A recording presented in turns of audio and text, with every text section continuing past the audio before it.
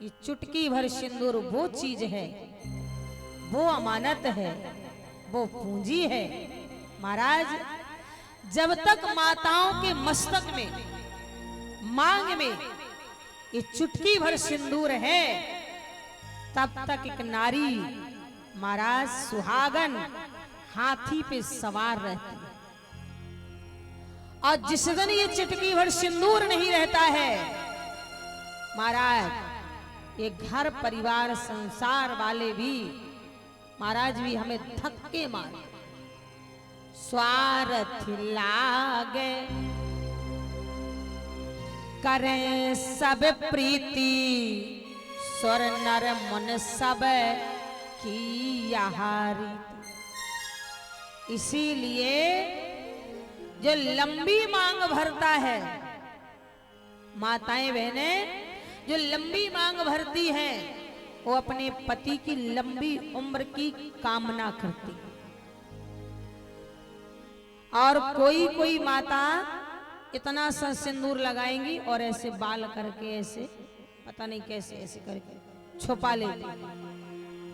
समझ लेना चाहिए, वो नारी अपने पति की समाज में पहचान छुपा देती। समझ लेना चाहिए। तीसरे नंबर में, यहाँ नहीं कोई भरता तभी बताया जाएगा, जो नारी बगल से मांग निकाल के सिंदूर लगाती है। अब आगे नहीं बताऊंगा, निकल से कथा में नहीं आऊंगा। बोल सियावर रामचंद्र। आप यहाँ माताएं कह सकती हैं, किसका कोई प्रमाण? माताओं, जब तक तुम्हारे मांग में सिंदूर भरा है, मैं भैरव बाबा के स्थान में चैलेंज से कहती हूं, कोई भी माई का लाल तो बहुत दूर है, भगवान भी तुम्हारा सुहाग नहीं मिटा सकता। 100 काम छोड़ो, 1000 काम छोड़ो, स्नान करके सबसे पहले मांग में सिंदूर डालो। आप कहेंगे प्रमाण? प्रमाण। जिस समय भगवान राम ने सुग्रीव के कहने से बाली को मारने गए, सुग्रीव ने ललकारा, बाली आया, घमासान युद्ध हुआ बाली और सुग्रीव में। बाली ने इतने दांव पेच मारे कि सुग्रीव को प्राण बचा के भागना पड़ा। पहुंचा पर्वत में, ऋषमुख पर्वत में, भगवान राम से बोला, प्रभु अगर तुम्हें मारना ही नहीं था बाली को, तो आपने मुझे कहा क्यों? प्राण बचा के नहीं भागता तो मार देता। जगत निंदा अंतर्यामी भगवान क्या कह रहा है? राम जी क्या कह रहे हैं? सुग्रीव, एक रूप भ्राता तुम दो, मैं पहचान नहीं सका। परमात्मा कह रहा है, गड़गड़ का यामी, अंतर्यामी। दोबारा फिर से सुग्रीव गया, ललकारा, बाली आया, भगवान राम ने मार दिया। बाली को इस बार मार दिया। हनुमान जी महाराज समझ नहीं पाए। तब हनुमान जी ने एकांत में कहा, सरकार, पहली बार आपने बाली को नहीं मारा, जो कि अंतर्यामी हो, और दूसरी बार आपने क्यों मारा?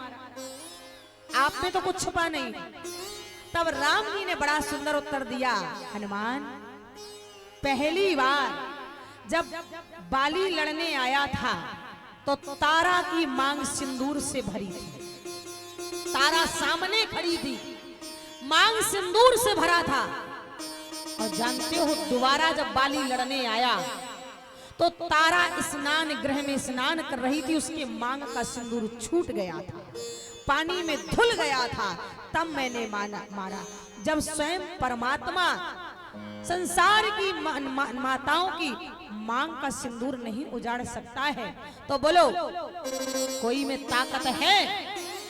इसलिए माताओं, स्नान करके सबसे पहले 100 काम छोड़ के अपने मांग में सिंदूर लगा लेना चाहिए। हमेशा हाथों में कंगन पहने रहना चाहिए, पैरों में पायल बिछूड़े पहना रहना चाहिए। नहीं महाराज कि हमें शर्म आती।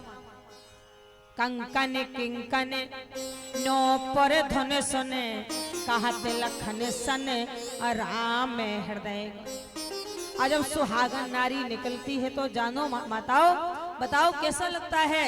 राम जी भी महाराज कह रहे हैं कि मान हो मदन द्वंद्वी दीन मन सावी से विजय कैकीन। जो कि लिखा है, बोले जहां राम तहाँ काम नहीं, जहां काम नहीं राम, तुलसी कहो कैसे रहे रब रजनी इकट्ठा।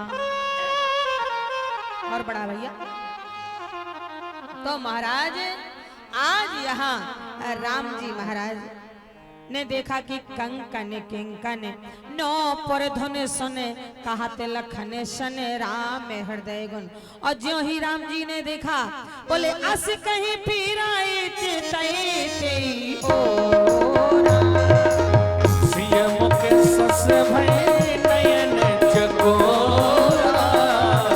अस कहीं फिराए, अस कहीं फिराए चितई ओरा। और सियम के सस भय नयन चकोरा। सियम के सस भय नयन चकोरा।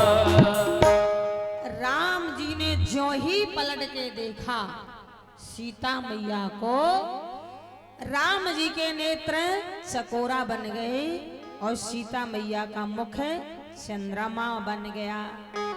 दोनों की नजरें मिल गई कि राम देखे सिया और सिया राम को, राम देखे सिया और सिया राम को। चारों अखियां लड़ी की लड़ी रही। राम देखे सिया और सिया राम को। राम देखे सिया और सिया राम को। चारों अखियां की लड़ी रही। राम देखे सिया और सिया राम को। चारों अखियां लड़ी की लड़ी रह गई। राम देखे सिया।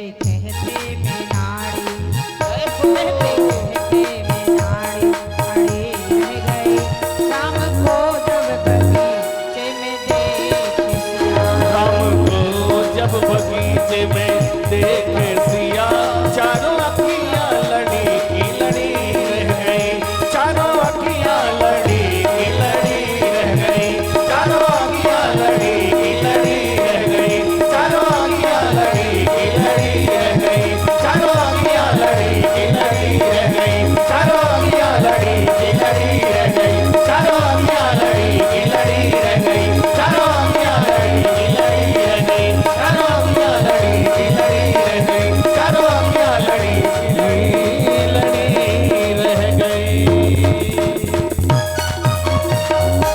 बोलिए भक्ति और भगवान जय हो।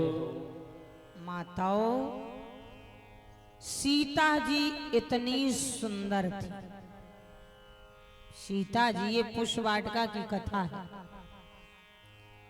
और पुष्प वाटिका की कथा श्रृंगार रस की कथा होती। जैसे श्रीमद् भागवत महापुराण में दसम स्कंद की कथा महारास की होती है, ऐसे ही ये बाल कांड की कथा जो पुष्प वाटिका की है श्रृंगार रस। भक्ति और भगवान का मिलन है, शक्ति शक्तिवान का मिलन है, ब्रह्म माया का मिलन है, लक्ष्मी नारायण का मिलन है। सीता जी बहुत सुंदर थी। ये वाली सुंदरता नहीं कि ब्यूटी पार्लर में जाके खूब सारा क्रीम पाउडर थपोक आए। कभी कभी पिताओं को भी डाउट हो जाता है। हमारे पिताजी भी डाउट हो गए थे। ये बहुत लाइव कथा सुनते हैं। ईमानदारी से बताना, जब हम लोग ब्याहे चलाए, कहते हैं विवाह में भी तो हम ब्यूटी पार्लर नहीं गए। आपने देखा कभी हमें? बंबई गए थे हम लोग, कथा कहने जाते हैं हमेशा बंबई। अब बंबई तो बंबई है, बंबई में ना जाने उन्होंने मंच में कितना लाइट रंग बिरंगी, नीली पीली हरी गुलाबी, और ये हमारे पिता श्री गौरी शंकर सरपंच जी मोबाइल में कथा देखें। संयोग ऐसा था कि तिवारी जी भी नहीं गए थे और ना पिताश्री, हम अकेले बंबई में। तो पिताजी को लगा कहीं ऐसा तो नहीं है कि हमारी बिटिया बंबई में जाके ब्यूटी पार्लर में तैयार होके आई। तिवारी जी से बोले, महाराज संध्या की आंखों में चमकीला लगा है, चमकीला लगा है। तो ये हमसे बोले का तू ब्यूटी पार्लर गई थी क्या? हमको कहा, हमने कहा बुढ़ापे में शर्म नहीं आ रही है, हम बूढ़े तुम बूढ़े, आज तक हम ब्यूटी पार्लर गए हैं? बोले तुहार बाप कहत रहा है, तोहर बाप कहत रहा है। तो महाराज ब्यूटी पार्लर ओरिजिनल जो सुंदरता होती है, नेचुरल जो सुंदरता होती है, उसे कोई हटा नहीं सकता महाराज। और जैसा भगवान ने बना दिया है, कारा गोरा जैसा भी बना दिया, उसे ये परमात्मा की बनाई हुई मूर्ति है। बोलो, परमात्मा की बनाई हुई मूर्ति है। एक्सीडेंट में अगर हाथ टूट जाए, कान फट जाए, नाक टूट जाए, भले ही प्लास्टिक की सर्जरी क्यों ना करवा लो, लेकिन जैसी परमात्मा ने आपको बनाया है फिर वैसी बनने वाली नहीं, फिर वैसी बनने वाली नहीं है। ऐसे ही ये सीता जी थी। माताओं, सीता जी इतनी सुंदर थी, इतनी सुंदर थी कि गोस्वामी जैसे महाराज कवि की भी लेखनी बंद हो गई। कवि की, जिस राम जी ने भी कहा है कि मोहे अतिशय प्रतीत मन केरी, अजहि सपन ने परिनार नहीं। रघुवंशन कर सहज स्वभाव, मन को पंथ पग धरिए न काहू। आज वही राम जी टकटकी लगा के देख रहे, सीता जी तो नहीं सुंदर थी, आज से कहे फिरे चितय तेयोरा, सिय मुख शशि भय नयन चकोरा। राम जी सीता जी को देख रहे हो, सीता जी बोले मोर पंख सिर, राम जी के सिर में मोर का पंख लगा है, बोले मोर पंख सिर सोहतनी के गच्छ बीच बिच कुसुम कली के।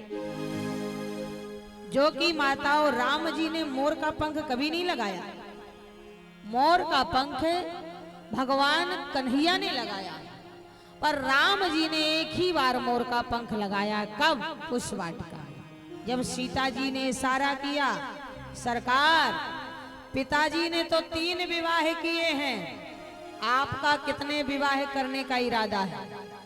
तो हम विवाह करें, और वरना नहीं। जैसे कृष्ण अवतार में भले 16,108 विवाह किए थे, पर राधा जी दूर ही रही थी महाराज। इसीलिए बता दीजिए, आपके पिता दशरथ जी ने 3 विवाह किए हैं, आप कितने विवाह करेंगे? राम जी ने लक्ष्मण जी को संकेत किया, लक्ष्मण जी ने मोर के पंख को उठाया, राम जी के सिर में लगा दिया।